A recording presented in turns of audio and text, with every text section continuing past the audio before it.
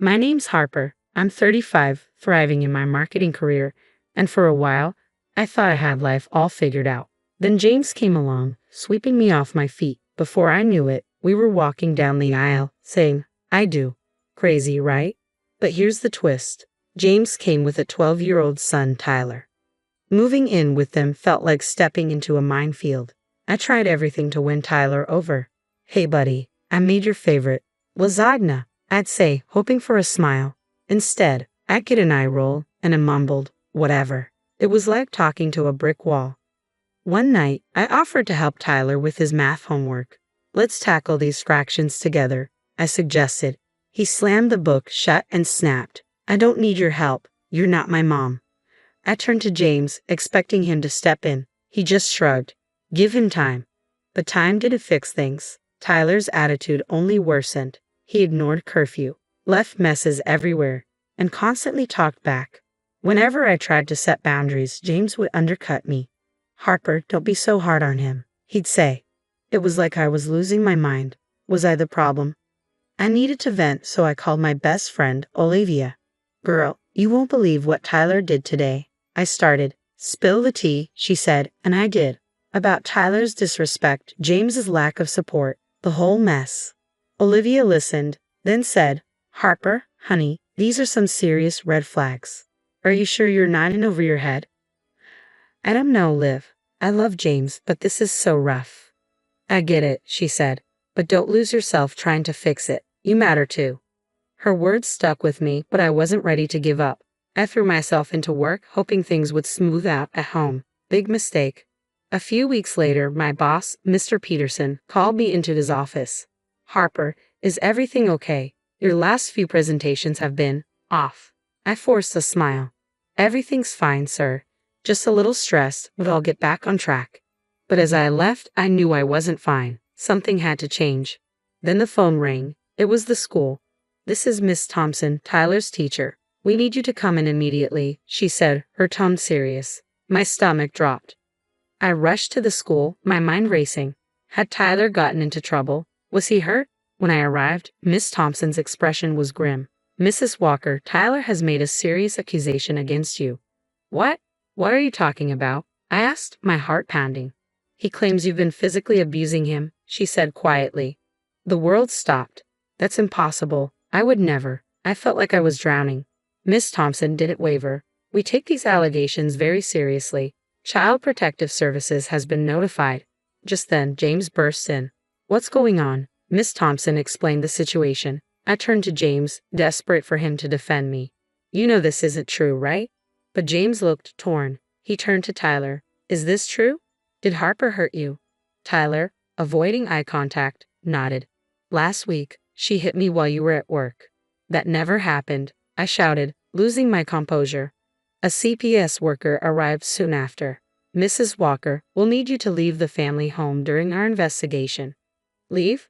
But I didn't do anything. James finally spoke, his voice low. Maybe it's for the best, Harper, just until we figure this out. It felt like a slap. You can't seriously believe this. James wouldn't meet my eyes. I don't know what to believe right now. In a daze, I packed a bag and called Olivia. Can I stay with you? I'll explain everything when I get there. At her apartment, I broke down. Between sobs, I told her everything. That little brat. Olivia fumed. And James, how dare he not stand up for you? I don't know what to do, Liv. My whole life is falling apart. Olivia hugged me tight. First things first, we're getting you a lawyer. I know just the person. The next day, we met with Sandra Davis, a sharp-eyed attorney specializing in family law.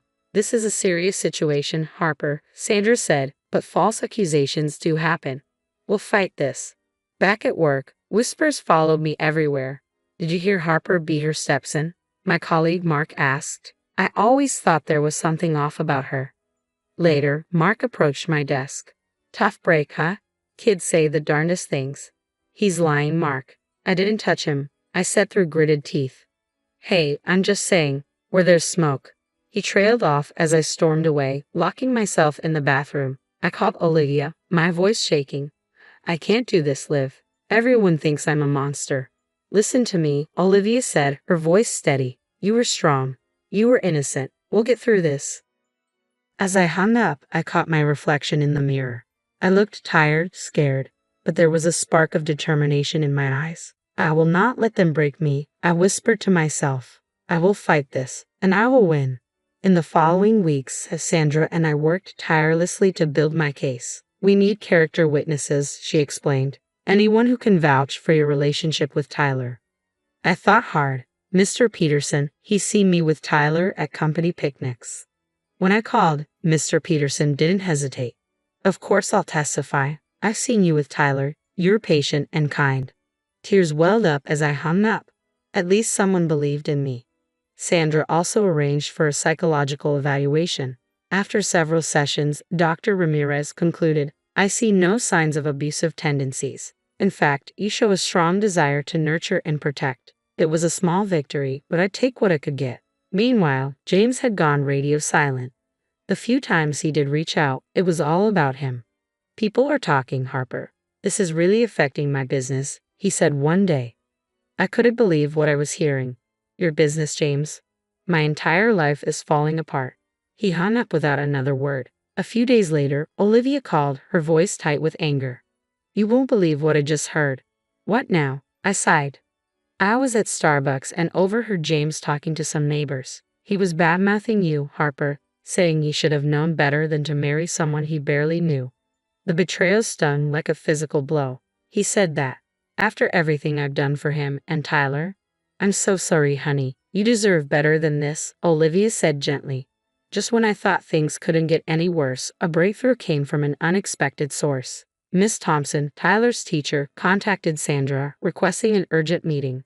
I've noticed some inconsistencies in Tyler's story, she explained, looking uncomfortable. And, well, I did some digging. This isn't the first time Tyler has made false accusations. My heart raced. What do you mean? Miss Thompson sighed. Last year, he accused a teacher of favoritism when he didn't get the lead in the school play. It was investigated and found to be completely fabricated. Sandra leaned forward. And you're just bringing this up now. I feel terrible, Miss Thompson admitted. I should have looked into this history more thoroughly before escalating things. I'm here to make it right. As the investigation deepened, more truths came to light. Tyler's school counselor revealed a pattern of manipulative behavior, often playing James and me against each other. Tyler shows signs of severe emotional neglect, the counselor explained. He creates drama to get attention.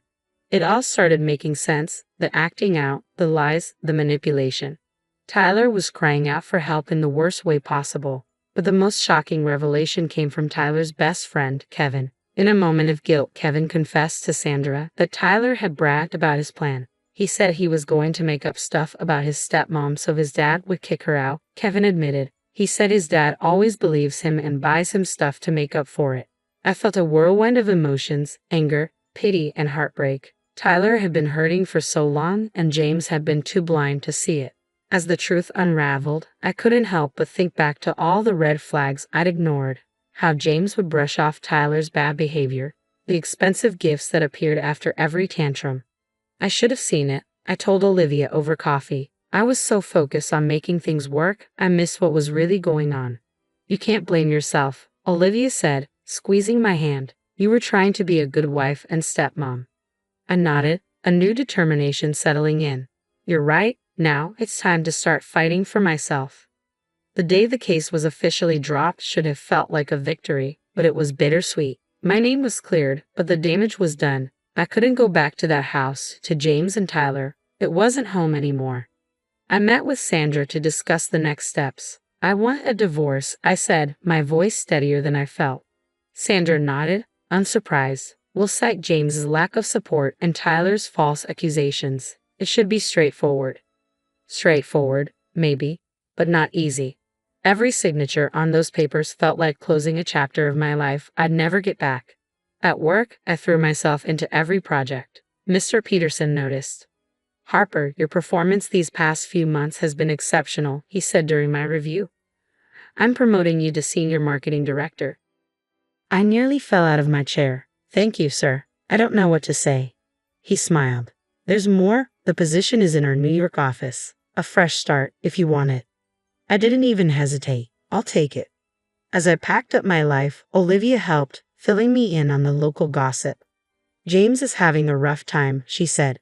Lost a bunch of clients when the truth came out. And Tyler, he got suspended for bullying. Guess the apple doesn't fall far from the tree. I felt a twinge of something, not quite sympathy, but something close. I hope they got the help they needed. Both of them. New York was everything I needed. A new job, a new apartment, a new me. I even started volunteering at a youth center, mentoring kids from troubled homes. It felt good to use my experiences to help others. 2 years flew by, and one afternoon I was in my office reviewing quarterly reports when my assistant brought in a letter. The return address made my heart skip. Tyler's old school. Inside was a note from Miss Thompson.